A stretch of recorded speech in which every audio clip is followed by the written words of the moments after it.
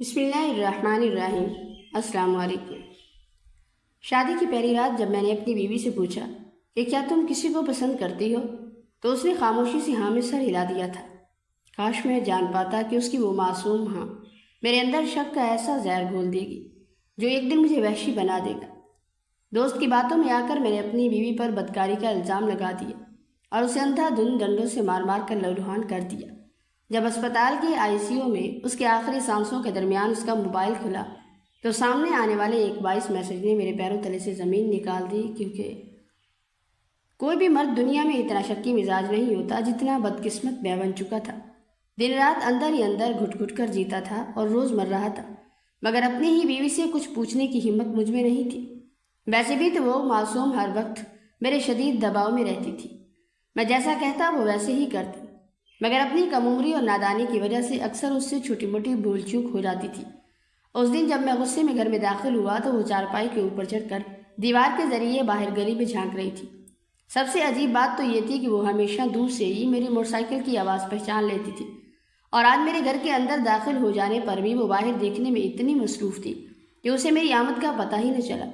مجھے یہ دیکھ کر دل میں کچھ تھوڑا عجیب سا لگا، کیونکہ پاس ہی میں ایک کھلا گراؤنڈ تھا جہاں بڑی عمر کے اوباش لڑکے کرکٹ کھیل رہے تھے۔ مجھے عورت کی یہ تانکا جھانکی سخت ناپسند تھی۔ میں نے غصے سے تیکھا ہنکارا بھرا تو وہ فوراً میری طرف متوجہ ہو گئی۔ اس کے سر پر اس وقت دوپٹہ نہ تھا۔ اس نے خوف سے فوراً اپنا دوپٹہ درست کیا اور گھبرا کر چارپائی سے نیچے اتر کر میرے لیے پانی لانے چلی گئی۔ وہ اس وقت مجھ سے کافی ڈر گئی تھی۔ میرے چہرے پر اس وقت غضبناک اور وحشانہ تیور تھے۔ میں اسے اسی وقت بہت کچھ سنا لینا چاہتا تھا، لیکن اس سے پہلے کہ میں کچھ بولتا میرے جگری دوست کی کال آ گئی، تو میں سب کچھ چھوڑ چھاڑ کر اس کے پاس جانے کے لیے اسی وقت گھر سے نکل گیا۔ وہ جب تک کچن سے پانی لے کر آئی تب تک میں گھر کی دہلیز سے باہر جا چکا تھا۔ وہ پاگلوں کی طرح مجھے پیچھے سے پکارتی رہی۔ 100 بار اسے منع کیا تھا کہ جب میں کہیں جا رہا ہوں تو مجھے پیچھے سے آواز مت دیا کرو، مگر وہ تھی کہ ہر بار وہی کام کرتی، جس سے مجھے شدید نفرت تھی۔ میں نے غصے سے تل ملا کر پیچھے مڑ کر دیکھا تو ڈر کے مارے وہ فوراً بھاگ کر گھر کے اندر چلی گئی۔ جب تک مجھے گیٹ بند ہونے کی آواز نہیں آئی تب تک میں نے موٹر سائیکل کو بہت آہستہ چلایا، مگر جیسے ہی وہ گھر کے اندر چلی گئی تو مجھے دل میں تسلی ہو گئی۔ میں نے بائک کو تیز اسپیڈ میں بھگاتے ہوئے اپنے اس دوست کو کال کی جو مرد ہونے کے باوجود فون پر زاروں قطار روئے جا رہا تھا۔ مجھے شدید حیرانی ہوئی کہ آخر اس کے ساتھ ایسا کیا ہولناک حادثہ ہوا جو وہ ایک مرد ہو کر روئے جا رہا ہے۔ وہ تڑپ رہا تھا مگر میری کال نہیں اٹھا رہا تھا۔ میں جیسے ہی اس ڈھابے پر پہنچا تو دیکھا وہ بار بار اپنے آنسو صاف کرتے ہوئے ایک بڑی چارپائی پر اکیلا بیٹھا ہوا تھا۔ اس کے سامنے جو کھانا پڑا ہوا تھا اس سے مکھیاں لطف اندوز ہو رہی تھی، لیکن وہ نہ جانے کن گہرے گناہوں اور سوچوں میں ڈوبا ہوا تھا کہ اس کا کھانے پر دھیان ہی نہیں تھا۔ میں نے جلدی سے موٹر سائیکل پارکنگ میں لگائی اور بھاگتا ہوا اس کی جانب آیا۔ مجھے دیکھتے ہی اس کے رونے کی شدت میں اور اضافہ ہو گیا۔ میں دل میں سمجھ رہا تھا شاید وہ مرد ہو کر پاگل ہو گیا ہے۔ اسی لمحے میری مرحوم ماں کا کہا ہوا وہ جملہ میرے ذہن میں گھوم گیا کہ مرد کبھی روتے نہیں۔ اس کو اس حال میں دیکھا تو مجھے اندر سے غصہ آنے لگا۔ میں نے جھنجھلا کر کہا کہ کیوں رو رہے ہو؟ تو وہ تڑپ کر کہنے لگا تم صحیح کہتے تھے، جس عورت کو غیر مردوں سے بات چیت کرنے کی لت لگ چکی ہو وہ کبھی بھی کسی ایک مرد کے ساتھ مخلص نہیں رہ سکتی۔ وہ ایک طوائف تھی جسے عزت دینے کی خاطر میں اپنے گھر لایا، اس کے لیے اپنے سارے خاندان کی دشمنی مول لی، یہاں تک کہ آج بھی میرے ابا جان میرا چہرہ دیکھنا پسند نہیں کرتے۔ انہوں نے مجھے اپنے گھر سے نکال دیا، مگر اس بے وفا کی خاطر میں نے یہ سب ستم برداشت کیا۔ مجھے لگا کہ وہ زندگی بھر میری احسان مند رہے گی، مگر یہ کہتے کہتے اس کا گلا رند گیا اور اس نے بات ادھوری چھوڑ دی اور ایک بار پھر اپنے بہتے ہوئے آنسو صاف کرنے لگا۔ میں نے تڑپ کر پانی کا گلاس زبردستی اس کے کانپتے ہاتھوں میں تھمایا۔ اس نے کانپتے ہونٹوں سے 2 گھونٹ بھرے، پھر میری جانب بے بسی سے دیکھتے ہوئے کہنے لگا کہ یار جانتے ہو وہ مجھ سے پاک نکاح کے بعد بھی غیر مردوں سے ملتی تھی، بلکہ میری غیر موجودگی میں باقاعدہ وہ گناہگار لوگ ہمارے گھر کی دہلیز تک آ جایا کرتے تھے۔ ہمارا گھر گاؤں کے ایک ویران کونے میں تھا تو زیادہ آبادی بھی نہیں تھی، اس لیے کوئی دوسرا جان ہی نہ پایا کہ رات کے اندھیرے میں اس کو ملنے ایسے کون سے رشتہ دار آتے ہیں جن کو اس کا شوہر یعنی میں خود نہیں جانتا۔ میں 1-2 بار اس کے خاندان والوں سے ملا تھا اور اس کی بدقسمت ماں خود ایک طوائف رہ چکی تھی اور بیٹی بھی اب اسی کاری روش پر چل رہی تھی۔ اس کا معذور بھائی جو کمانے کے بالکل قابل نہیں تھا وہ سارا دن بستر پر لاچار پڑا رہتا تھا۔ مجھے لگا شاید اس کی ماں ان لوگوں کے ساتھ آتی ہے تو واقعی میں یہ اس کے قریبی رشتہ دار ہی ہوں گے، مگر مجھے کیا پتا تھا کہ وہ تو اس کے چاہنے والے تھے جس سے ملنے کے لیے وہ خود بھی دن رات بے تاب رہتی تھی۔ میں اتنا اندھا تھا کہ مجھے کچھ پتہ نہ چل سکا، مگر اس سیاہ روز میں نے اس کے پاس اتنی زیادہ رقم دیکھ لی جو تقریباً 5 لاکھ سے بھی زیادہ تھی۔ تم ہی بتاؤ ایک گھریلو عورت کے پاس اتنے پیسے کہاں سے آئے جو بیچاری کمانا بھی نہیں جانتی؟ تب میرا ماتھا ٹھنکا۔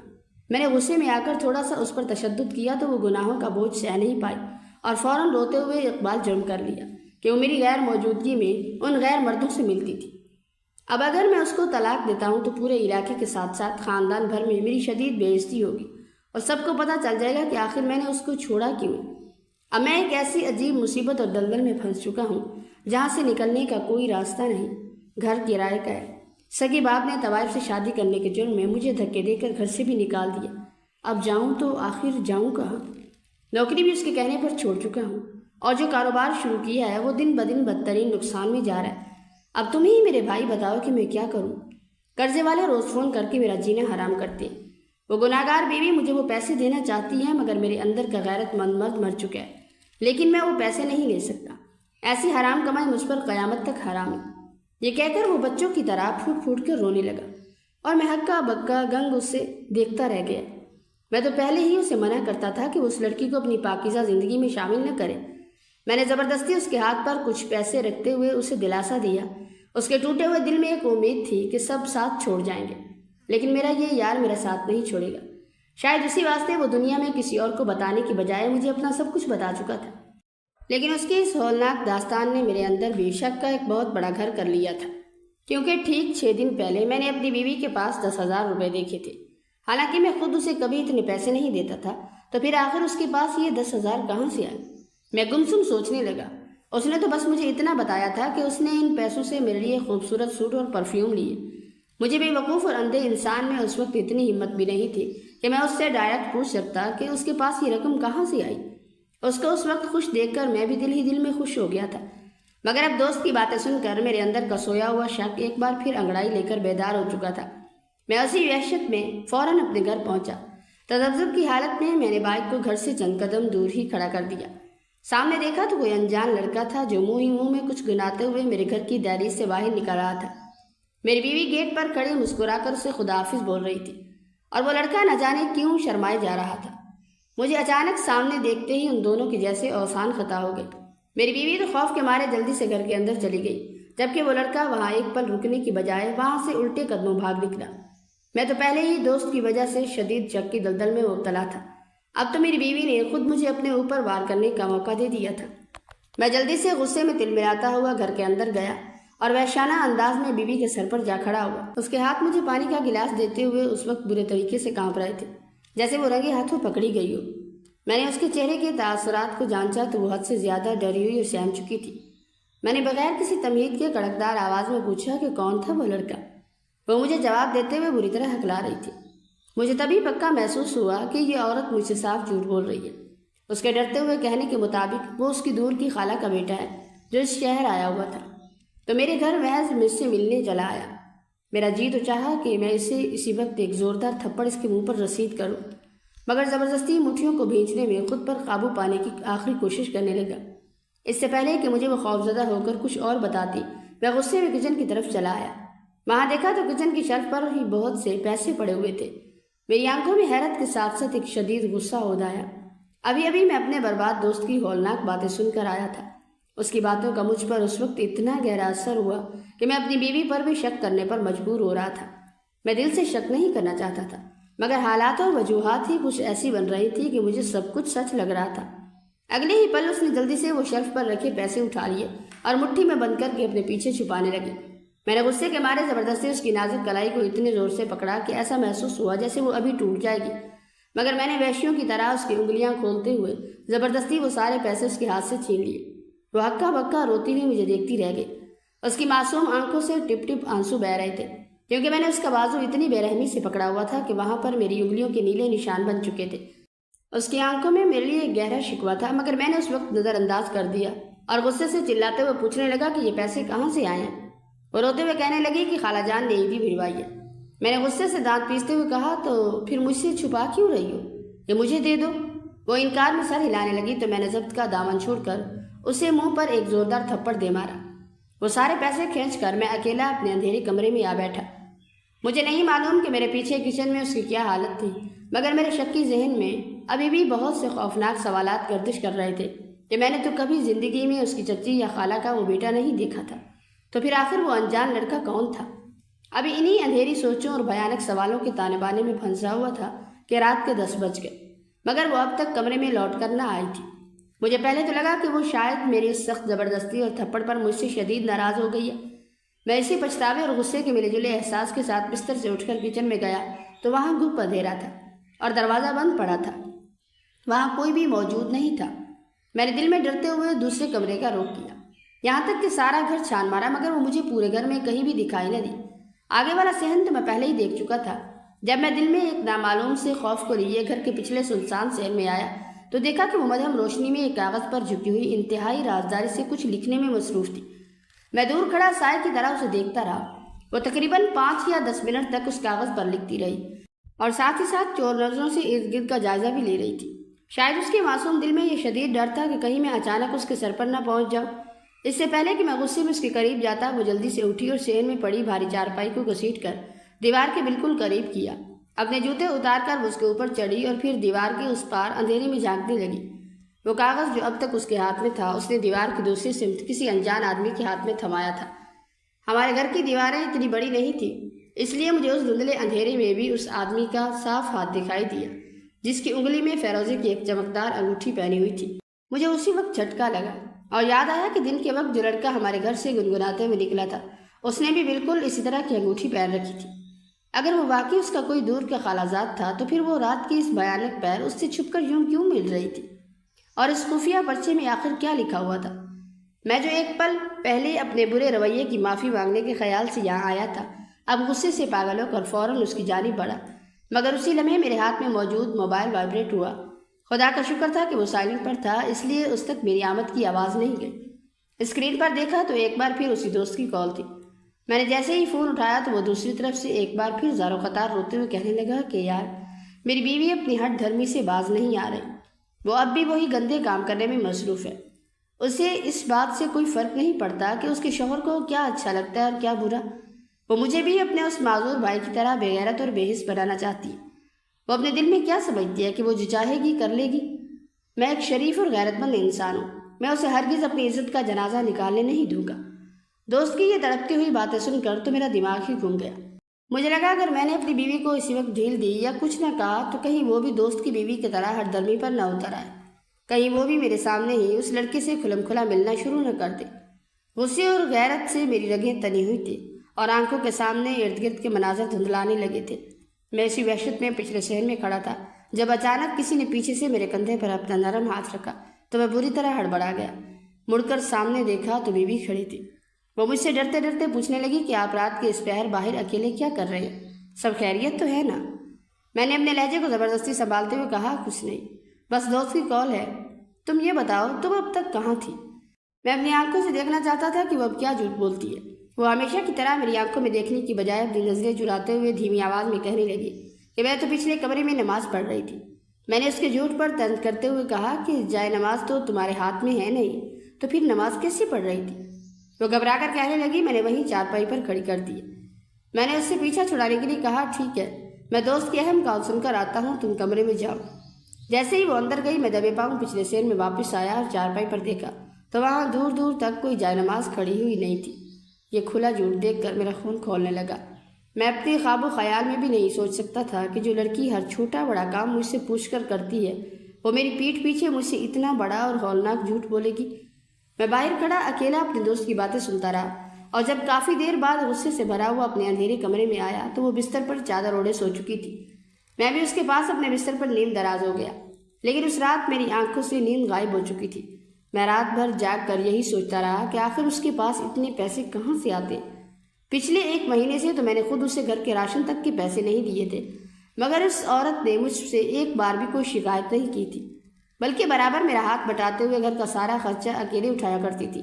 تو پھر آخر اس کے پاس یہ اندھی کمائی کہاں سے آ رہی تھی؟ میرے شکی ذہن میں رات بھر مختلف بھیانک اور ڈراؤنی سوچیں گردش کرتی رہی۔ رات بھر میں شدید کرب اور بے چینی کی وجہ سے ایک پل بھی نہ سو سکا۔ جب فجر کے وقت میری ذرا سی بوجھل آنکھ لگی تو میری بیوی نے مجھے بیدار کرنا مناسب نہ سمجھا۔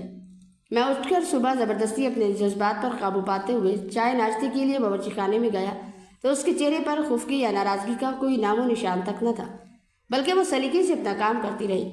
میں ٹکٹکی باندھے اس کی حرکات و سکنات کا جائزہ لیتا رہا کہ شاید وہ اپنے گزشتہ رویے کی کوئی وضاحت پیش کرے گی، مگر اس کے لب سلے رہے۔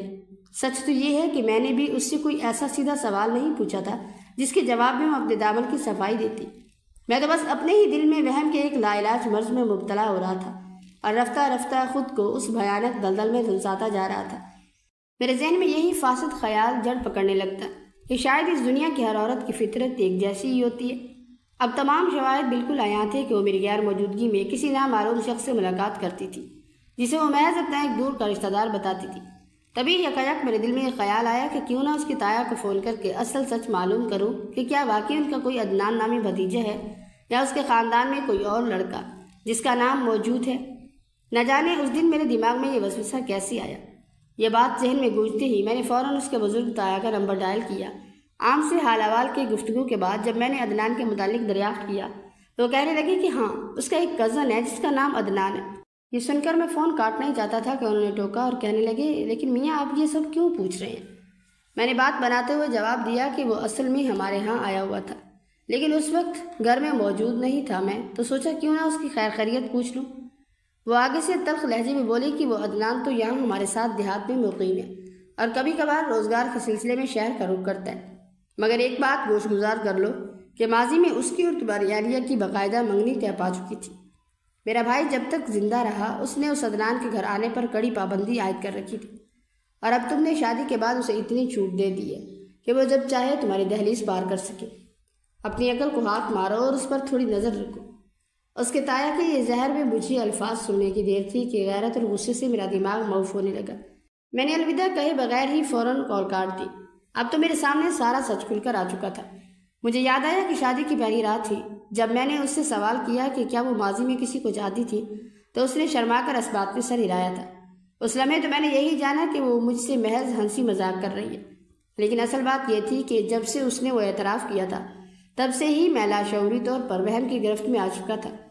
بس اب تک میرے پاس کوئی ٹھوس گواہی نہیں تھی، اور آج تو میرے پاس شک کو یقین میں بدلنے کی ایک مضبوط اور واضح وجہ بھی موجود تھی۔ میں اپنے چہرے پر غیظ و غضب کے تاثرات لیے پیشانہ قدموں سے کمرے کی طرف بڑھا۔ اندر جھانکا تو وہ اپنے ہی دھیان میں مگن کوئی دھن گنگنا رہی تھی۔ وہ مجھے دیکھتے ہی یکدم سہم کر خاموش ہو گئی اور مسکراتے ہوئے میرے قریب آئی اور پوچھنے لگی کہ کیا آج آپ نے دکان پر نہیں جانا؟ میں نے اپنے اندر کے ابلتے ہوئے لاوے کو چھپاتے ہوئے روکھے لہجے میں کہا کہ جاتا ہوں، ابھی تھوڑی دیر باقی ہے۔ تو کہنے لگی کہ جی بہتر، اور یہ کہہ کر وہ واش روم کی طرف چلی گئی۔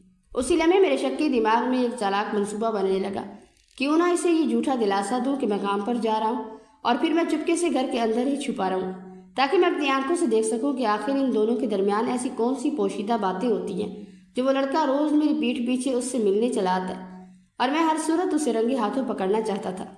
تبھی میں نے واش روم کے باہر سے ہی اونچی آواز میں اسے کہا کہ ایک دوست کا فون آیا، مجھے ضروری کام سے جانا ہوگا اور آج شام کو دیر سے لوٹوں گا، تم فکر مت کرنا۔ اس نے اندر سے ہی اس بات میں جواب دیا، جس پر میں مطمئن ہو کر باہر نکل آیا۔ کافی دیر تک شہر کی سڑکوں پر بے مقصد آوارہ گردی کرنے کے بعد جب میں اپنے بتائے ہوئے وقت سے ذرا پہلے واپس گھر پہنچا تو میری حیرت اور غصے کی انتہا نہ رہی۔ معمول کے مطابق اس لڑکے کی موٹر سائیکل میرے گھر کے باہر کھڑی میرا منہ چڑھا رہی تھی۔ میرے اندر غیرت کا خون ابلنے لگا۔ میں نے فوراً پیروں کو دباتا ہوا صحن سے گزر کر اندر بڑھا۔ سامنے کمرے کی بتی جل رہی تھی اور اندر سے دھیمی سرگوشیوں میں باتیں کرنے کی آوازیں صاف سنائی دے رہی تھی۔ میں سیدھا دروازے کی طرف جانے کی بجائے کھڑکی کی اوٹ میں ہوا اور وہاں سے اندر جھانکنے لگا۔ ساتھ ہی وہ پستول جو آج ہی مجھے میرے دوست نے تھمائی تھی میں نے کپکپاتے ہاتھوں سے مضبوطی سے پکڑ لی۔ اس نے کسی کو بھنک لگے بغیر اپنی گناہگار بیوی کو موت کے گھاٹ اتار کر نہر میں پھینک دیا تھا، اور اب مجھے بھی یہی مشورہ دے رہا تھا کہ کیوں نہ اس نے اپنی عورت کو غیر مرد کے ساتھ رنگے ہاتھوں دیکھا تھا اور وہ اس کی اس ہٹ دھرمی سے بدترین تنگ آ چکا تھا۔ اب تک پولیس کو بھی اس ہولناک واقعے کا پتہ نہ چلا تھا۔ اس نے یہ راز صرف مجھے بتایا تھا کیونکہ وہ میرا قریبی تھا اور مجھے اس دلدل سے نکالنا چاہتا تھا۔ میں اندر سے بری طرح ڈرا ہوا تھا، مگر میں نے خود پر قابو پایا۔ میں جلد از جلد اس لڑکے کو عبرتناک انجام تک پہنچانا چاہتا تھا جو میری پرسکون اور ہنسی کھیلتی زندگی میں ایک تباہ کن طوفان بن کر نازل ہوا تھا۔ جب میں نے کھڑکی کی درار سے اندر کا منظر دیکھا تو وہ دونوں صوفے پر بالکل قریب بیٹھے محو گفتگو تھے۔ اسی پر عدنان نے ایک چمکتا ہوا نیا موبائل فون میری بیوی کے ہاتھ میں تھمایا۔ وہ بے حد خوش ہوتے ہوئے اس کا شکریہ ادا کرنے لگے۔ مگر جیسے ہی اس کی نظر دیوار پر لگی گھڑی پر پڑی تو وہ گھبرا کر کہنے لگی کہ اب تم جلدی سے یہاں سے نکلو، اگر میرا شوہر آ گیا تو اسے بالکل اچھا نہیں لگے گا، تمہارا اس وقت یہاں سے جانا ہی بہتر ہوگا، چلو میں تمہیں باہر گیٹ تک چھوڑاتی ہوں۔ وہ لڑکا مسکرا کر کہنے لگا پہلے مجھ سے یہ موبائل چلانے کا طریقہ تو سیکھ لو۔ میری بیوی نے جواب دیا کہ شادی سے پہلے میرے پاس اپنا فون تھا، میں سب جانتی ہوں، تمہارا بہت شکریہ کہ تم نے اس کٹن وقت میں میری اتنی بڑی مدد کر دی۔ یہ کہہ کر وہ اسے رخصت کرنے کے لیے باہر لانے لگی۔ میں تڑپ کر جلدی سے اندھیرے سائے میں پیچھے ہٹ گیا۔ میری بیوی اسے باہر مین گیٹ تک چھوڑنے گئی اور پھر اطمینان کا سانس لیتی ہوئی واپس اندر آ کر بیٹھ گئی۔ ٹھیک 5 منٹ بعد جب میں نے چہرے پر مصنوعی تھکن سجائے کمرے کا دروازہ کھولا تو مجھے اچانک سامنے دیکھ کر بری طرح ہڑبڑا گئی، لیکن اب اس کے ہاتھ میں وہ نیا موبائل کہیں موجود نہ تھا، وہ اسے مجھ سے چھپا چکی تھی۔ البتہ صوفے کے نشست پر ڈھیر سارے پیسے بکھرے پڑے تھے۔ میں نے جلتی ہوئی خوشبوگین نگاہوں سے اپنی شریک حیات کو گھورا، غصے کے مارے میرا پورا وجود کانپ رہا تھا۔ میں ایک وحشی کی طرح اس کی جانب جھپٹا اور اس کے چہرے پر ایک زوردار تھپڑ دے مارا۔ وہ شدید حیرت اور بے بسی سے مجھے تکتے ہوئے بلک بلک کر رونے لگی۔ میرا غیظ و غضب یہیں بس نہ ہوا بلکہ میں نے پاس پڑا ہوا لکڑی کا ایک بھاری ڈنڈا اٹھایا اور بے رحمی سے اسے مارنے لگا۔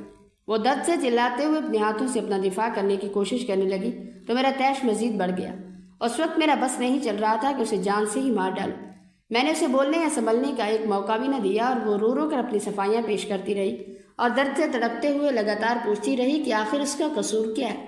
مگر میں نے طیش میں اندھا ہو کر اسے کچھ نہ بتایا، اور اسی مار دھاڑ کے دوران اچانک ایک زوردار وار اس کے سر پر لگا تو وہ زخم کی تاب نہ لاتے ہوئے فوراً بے ہوش ہو کر زمین پر گر گئی۔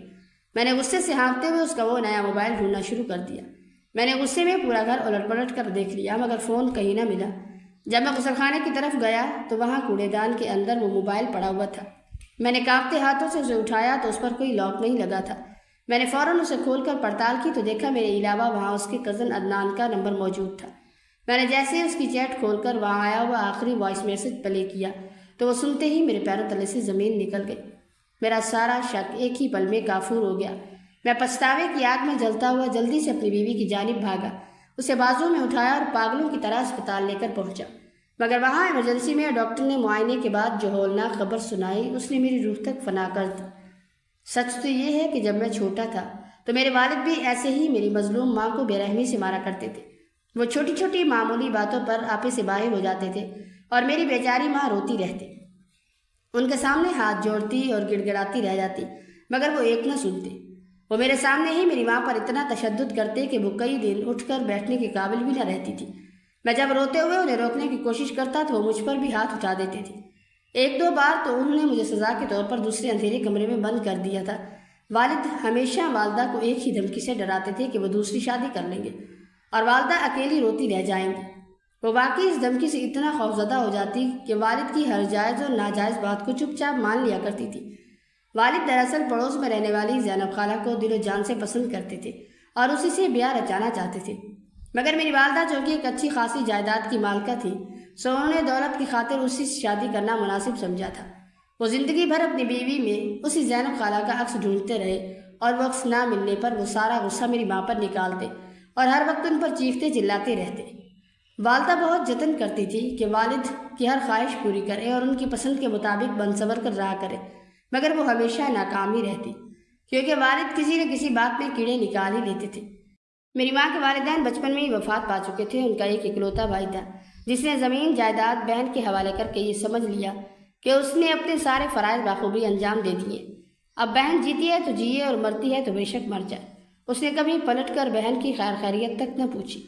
جب بھی والدہ کے میکے کے دور کے رشتہ دار ان سے ملنے آتے تو والد شدید غصہ کرتے اور ان کی پاک دامنی پر شک کرتے کیونکہ ان کے اپنے دل میں چور تھا۔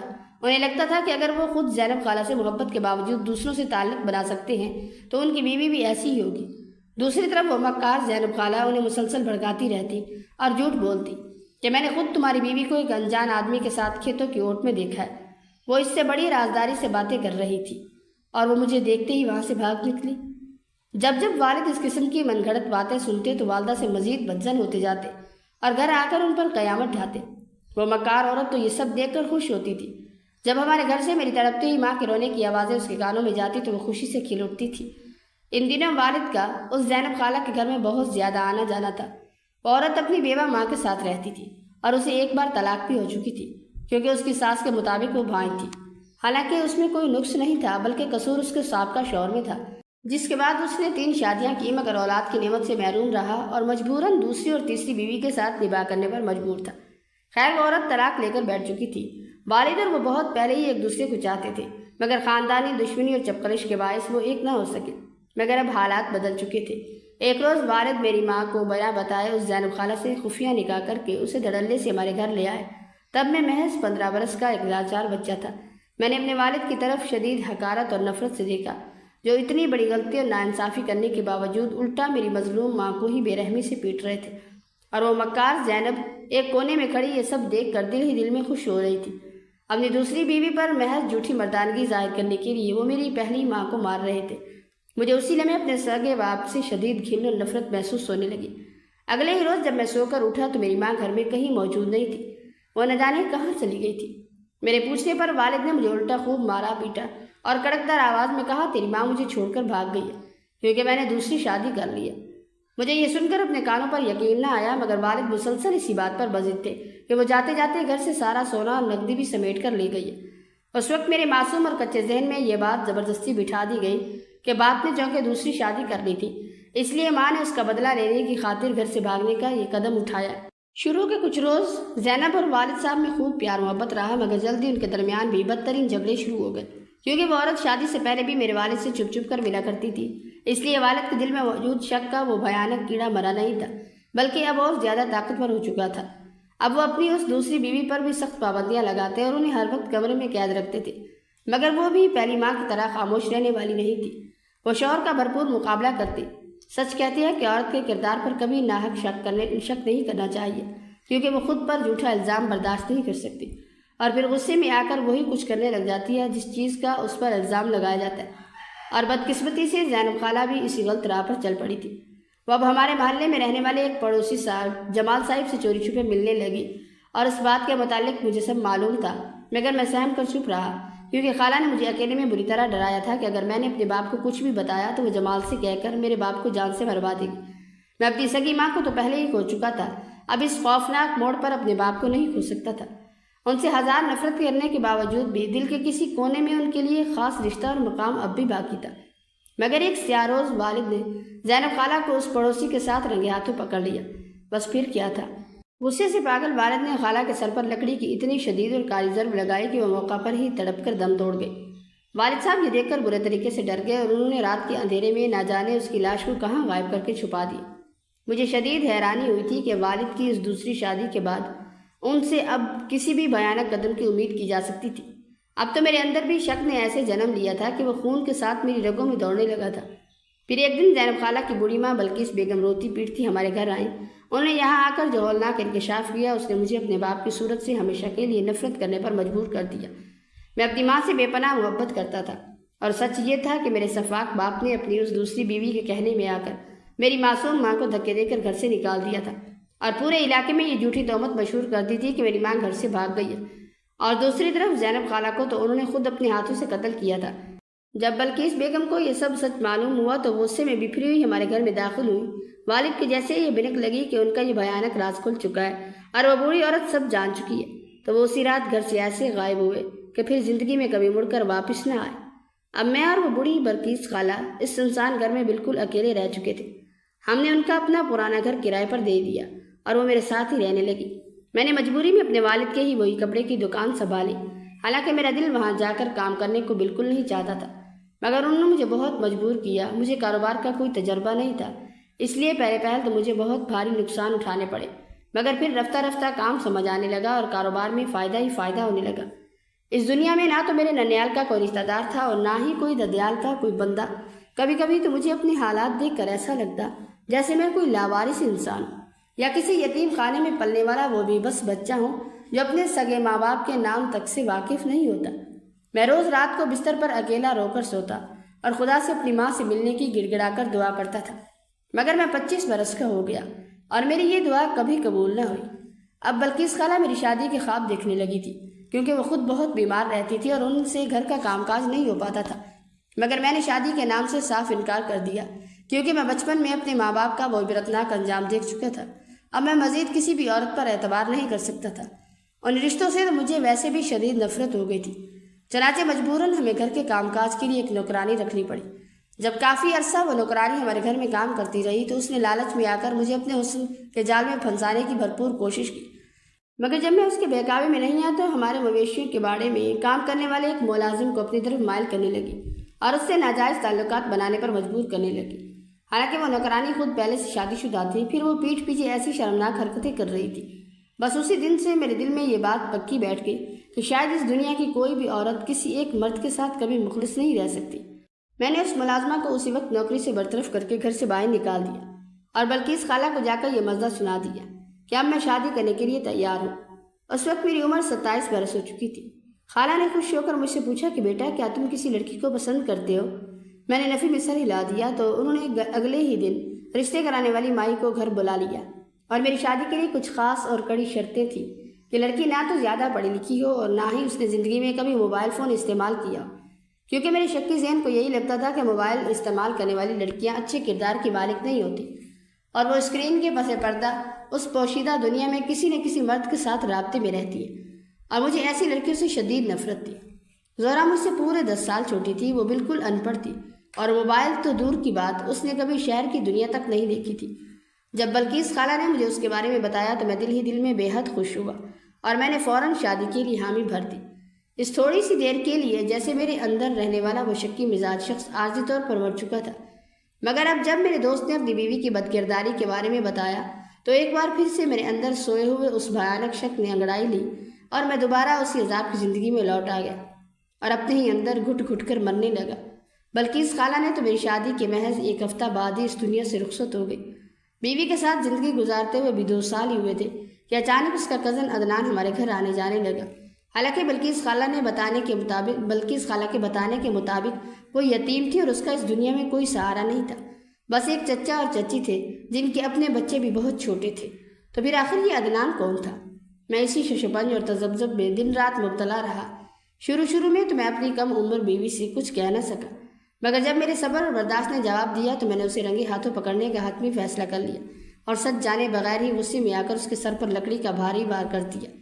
جب میں نے اس کا وہ چھپایا ہوا موبائل کھول کر دیکھا تو میری حیرت کی انتہا نہ رہی۔ وہ سلائی کڑھائی کے کام میں بے حد ماہر تھی اور مختلف قسم کے فینسی کپڑے سے سی کر وہ اس موبائل کے ذریعے آن لائن بیچا کرتی تھی۔ شادی سے پہلے ہی اس نے ایک چھوٹا سا کاروبار شروع کر رکھا تھا جس کو اس فون کے ذریعے چلا رہی تھی۔ دور دور کے لوگ اسے کپڑوں کے آرڈر دیتے اور وہ ہو بہو ویسے ہی خوبصورت ڈیزائن تیار کر دیا کرتی تھی۔ اس پورے کام میں اس کا ساتھ اس کا کزن عدنان دے رہا تھا جو شہر سے اسے کپڑے اور دھاگے لا کر دیتا تھا۔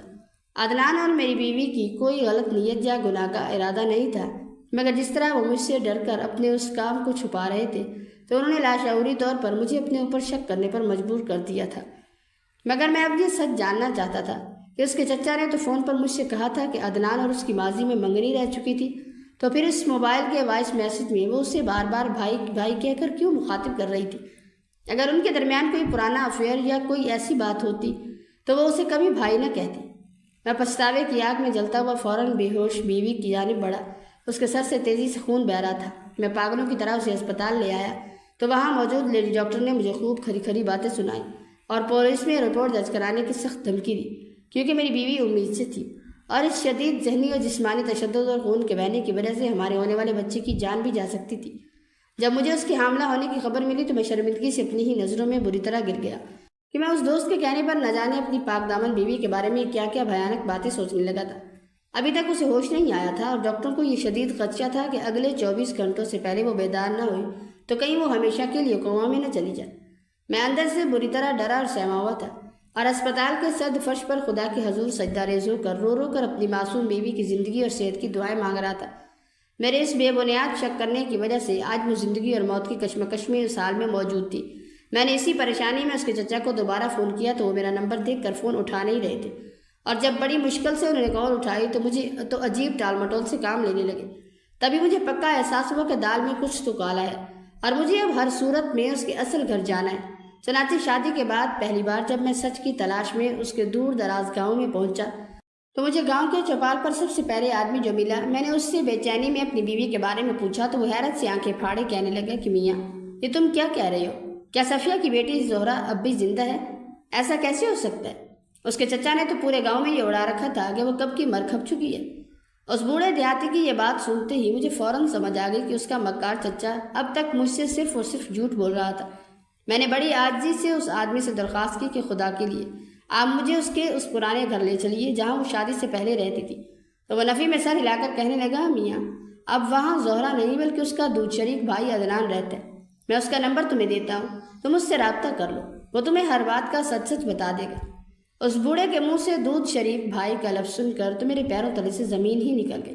میں ہکا بکا کھڑا رہ گیا کہ یا اللہ، جس پاک دامن کے بارے میں اب تک کیا کچھ غلیظ سوچتا رہا، وہ تو اس کا سگا بھائی نکلا تھا۔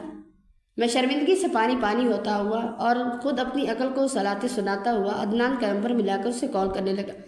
خوش قسمتی سے وہ اسی وقت گاؤں میں اپنے ہی گھر پر موجود تھا۔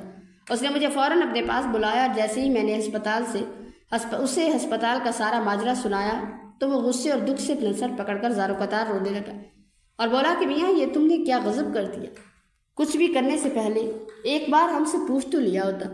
میری معصوم بہن کے ساتھ آخر یہ کیا ظلم کیا آپ نے؟ اگر میری بہن کو کچھ بھی ہوا تو خدا کی قسم میں آپ کو کبھی نہیں چھوڑوں گا۔ اس کی یہ طرف دیکھ کر میں نے روتے ہوئے اسے کہا کہ تم لوگ سچ چھپا کر جو غلط فہمیاں پیدا کر رہے تھے یہ اسی کا نتیجہ ہے۔ تم ہی بتاؤ، زہرا کا چچا فون پر مجھ سے یہ کیوں کہہ رہا تھا کہ تم زہرا کے سابقہ منگیتر ہو اور تم دونوں کا پرانا چکر ہے۔ یہ سنتے ہی عدنان نے افسوس سے اپنا سر پیٹ لیا اور کہنے لگا کہ میاں سچ تو یہ ہے کہ بچپن میں ہی میرے والدین اس دنیا سے چل بسے تھے۔ تب زہرا کی ماں یعنی میری صفیہ خالہ مجھے اپنے گھر لے آئی اور انہوں نے سگی ماں کی طرح میرا خیال رکھا۔ ہم دونوں بالکل ایک ہی عمر کے تھے اور بچپن سے ایک ساتھ کھیل کود کر بڑے ہوئے۔ زہرا کے والد یعنی میرے خالہ دل ہی دل میں سوچتے تھے کہ مجھے زہرا کا شوہر بنا کر گھر داماد رکھ لیں گے، مگر بعد میں جب خالہ نے بتایا کہ میں زہرا کا دودھ شریک بھائی ہوں تو یہ رشتہ شرعاً ناممکن ہو گیا اور ہمارا نکاح کبھی نہیں ہو سکتا تھا۔ مگر زہرا کا چچا جو زہرا کے والد کی ساری جائیداد اور دولت ہڑپ کرنے کے لیے زہرا کی شادی زبردستی اپنے بیٹے سے کروانا چاہتا تھا، اس نے یہ سچ جاننے کے باوجود ہر طرف یہ جھوٹی افواہ پھیلا دی کہ صفیہ اپنی بیٹی کا نکاح مجھ سے کرنے والی ہے۔ لوگ پیٹھ پیچھے طرح طرح کی باتیں بنانے لگے۔ وہ ظالم صرف اور صرف صفیہ خالہ کو پورے علاقے میں بدنام کرنا چاہتا تھا اور کچھ نہیں۔ پھر جیسے ہی زہرا کے والد کا انتقال ہوا اس چچا نے زبردستی ہماری زمینوں پر قبضہ کرنا چاہا اور میرے ہوتے ہوئے وہ اپنے اس ناپاک مقصد میں کامیاب نہ ہو سکا، کیونکہ زہرا کے والد کے بعد یہ جائیداد قانوناً صفیہ خالہ اور زہرا کی ملکیت تھی۔ یہی وجہ تھی کہ میں اس ظالم چچا کی آنکھوں میں بری طرح کھٹکنے لگا۔ تبھی ایک روز صفیہ خالہ نہر پر پاری بھرنے گئی تو وہ صدمے کی حالت میں پیر پھسلنے کی وجہ سے اس میں گر گئی اور پھر اگلے گاؤں کے لوگوں کو ان کی تیرتی ہوئی لاش ملی۔ صفیہ خالہ کے اس دنیا سے جانے کے بعد تو زہرا کے چچا کے حوصلے اور زیادہ بلند ہو گئے اور وہ منہ زور ہو گیا۔ اب وہ ہر قیمت پر اپنی بھتیجے کو اپنے بیٹے کے گلے میں مرنا چاہتا تھا تاکہ ساری زمین ان کے پاس چلی جائے۔ کافی عرصے سے دونوں بہن بھائیوں میں اس جائیداد کو لے کر کڑی لڑائیاں چل رہی تھی۔ بھائی اور بھابھی کے مرتے ہی اسی ظالم سے چچا نے زہرا پر زبردستی کرنے کے لیے دباؤ ڈالنا شروع کر دیا۔ ہماری ایک اور خالہ جو شہر میں رہتی تھی، میں نے زہرا کی جان بچانے کے لیے اسے چپکے سے اس کے گھر بھجوا دیا، کیونکہ زہرا کا چچا نے ہم دونوں کو راستے سے ہٹانے اور قتل کرنے کا پورا منصوبہ بنا رکھا تھا، اس سے پہلے کہ انہوں نے لوگوں میں یہ گھنونی باتیں پھیلا دی کہ ہم دونوں دودھ شریک بہن بھائی ہونے کے باوجود ایک دوسرے کے ساتھ ناجائز تعلق میں ہیں اور ماں باپ کے مرنے کے بعد ایک ہی گھر میں اکٹھے رہ رہے ہیں۔ لوگ زہرا کے پاک کردار پر انگلیاں اٹھانے لگے تھے اور پورا گاؤں ہماری جان کا دشمن بن چکا تھا۔ میں نے صرف زہرا کی عزت اور جان کی خاطر ہی اسے شہر میں خالہ کے گھر بھجوایا تھا، مگر وہاں پہنچ کر معلوم ہوا کہ اس کا اپنا بیٹا بھی زہرا پر بری نظر رکھتا تھا، اس لیے مجھے ہنگامی بنیادوں پر زہرا کی شادی کا فیصلہ کرنا پڑا۔ تبھی ہماری ملاقات بوڑھی بلقیس خالہ سے ہوئی جو میری مرحومہ ماں کی چچازاد بہن تھی اور ایک شریف انسان کی تلاش میں تھی جہاں زہرا محفوظ رہ سکے۔ وہ اپنے بیٹے کی شادی کرنا چاہتی تھی، مگر مجھے معلوم نہ تھا کہ آپ ان کے سگے بیٹے نہیں ہیں۔ انہوں نے ماضی میں اپنے کی مرضی کے خلاف بھاگ کر شادی کی تھی، اس لیے وہ اپنے پورے خاندان سے کٹ کر رہ گئی تھی۔ جب میں شہر میں ان سے ملا تو وہ مجھے فوراً پہچان گئے، کیونکہ میری مرحومہ ماں نے سب کی مخالفت کے باوجود بلقیس خالہ سے اپنا تعلق برقرار رکھا ہوا تھا۔ حالانکہ ہمارے خاندان کے باقی سارے لوگ ان سے شدید نفرت کرتے تھے اور ان سے کسی قسم کا کوئی رشتہ یا واسطہ نہیں رکھنا چاہتے تھے۔ جب میں نے ان کے سامنے اپنی بہن زہرا کا تذکرہ کیا تو انہوں نے رشتہ کرانے والی مائی کو میرے کہنے پر آپ کے گھر بھیج دیا۔ مجھے وہ رشتہ اپنی یتیم بہن کے لیے بہت معقول اور محفوظ لگا، کیونکہ میں جلد از جلد اپنی بہن کی شادی کی ذمہ داری سے سب کو دوش ہونا چاہتا تھا۔ بلقیس خالہ نے شادی طے کرتے وقت ہمیں آپ کی طرف سے کوئی ایسی شرط نہیں بتائی تھی کہ آپ کو کس قسم کی بیوی چاہیے، جبکہ حقیقت یہ تھی کہ میری معصوم بہن زہرا باقاعدہ میٹرک پاس تھی اور اس کے پاس اپنا موبائل فون بھی موجود تھا۔ مجھے زہرا کے چچا کے شر سے ہر وقت یہ خوف لاحق رہتا کہ کہیں وہ آپ کو بھڑکا کر اس کا گھر نہ اجاڑ دے اور کہیں آپ میری بہن کو طلاق نہ دے دیں۔ اسی بدترین ڈر کی وجہ سے میں نے خود زہرا سے ہاتھ جوڑ کر یہ درخواست کی تھی کہ وہ میرے بارے میں آپ کو کچھ نہ بتائے اور نہ ہی اپنے تعلیمی سلسلے یا موبائل کے بارے میں کوئی ذکر کرے۔ اس صابر بہن نے میرا کہا مانتے ہوئے اور اپنا گھر بچانے کی خاطر آپ سے اپنا سارا ماضی چھپائے رکھا اور کچھ بھی نہ بتایا۔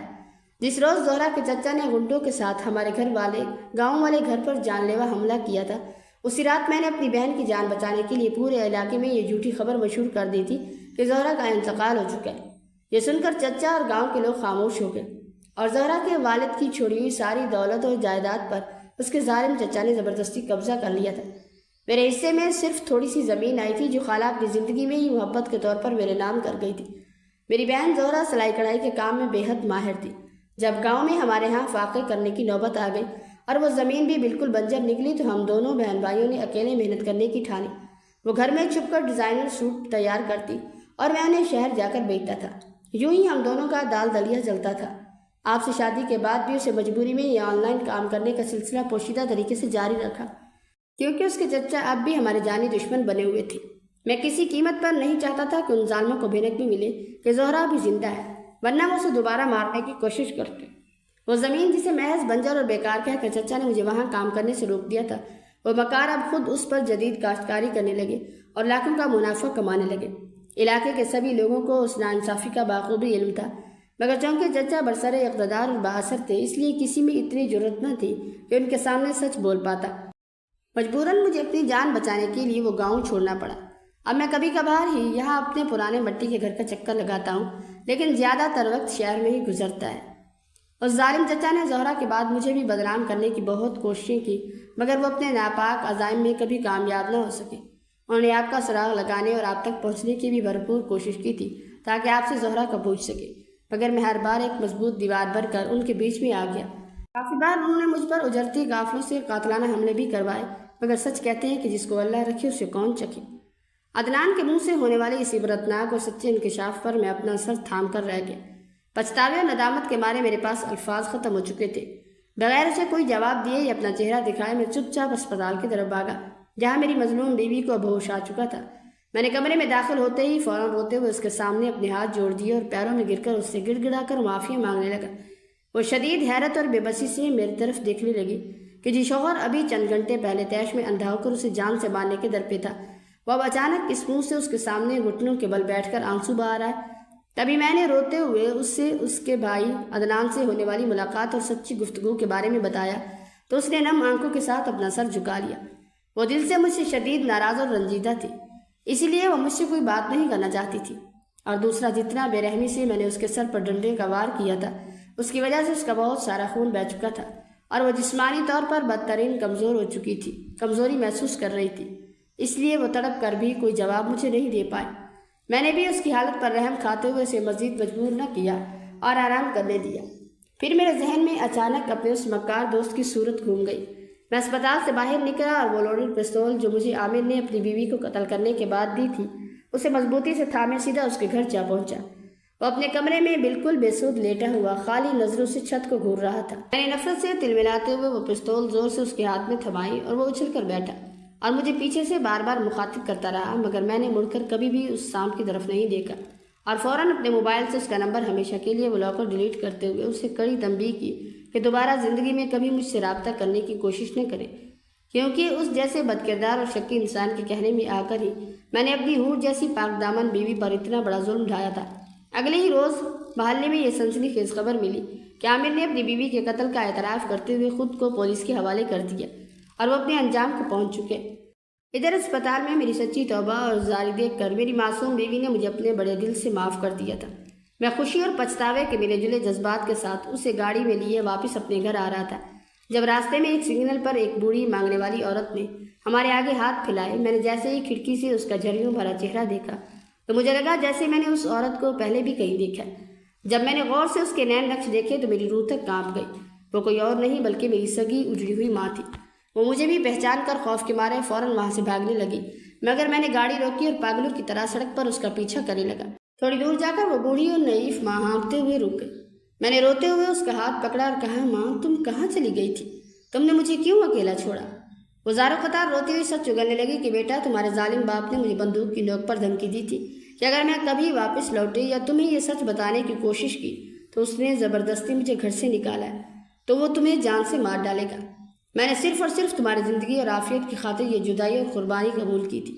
اس دنیا میں میرا اپنا کوئی سہارا نہیں تھا، اس لیے میں در در کی ٹھوکریں کھا کر بھیک مانگ کر اپنا گزارا کرنے لگی۔ ماں کی یہ دردناک داستان سن کر میں نے روتے ہوئے اپنا سر تھام لیا اور پچھتاوے کی آگ میں جلتا ہوا اپنی اس بوڑھی ماں کے ساتھ اپنی بیوی کو عزت و احترام کے ساتھ واپس اپنے گھر لے آئے۔ میں نے گھر لا کر ان دونوں مظلوم عورتوں کے سامنے دوبارہ کان پکڑ کر معافی مانگی اور ہم سب ماضی کے تلخ سائے بھلا کر خوشی خوشی ایک ساتھ رہنے لگے۔ مگر افسوس کہ میری قسمت میں ماں کا سکھ زیادہ عرصے تک نہ تھا۔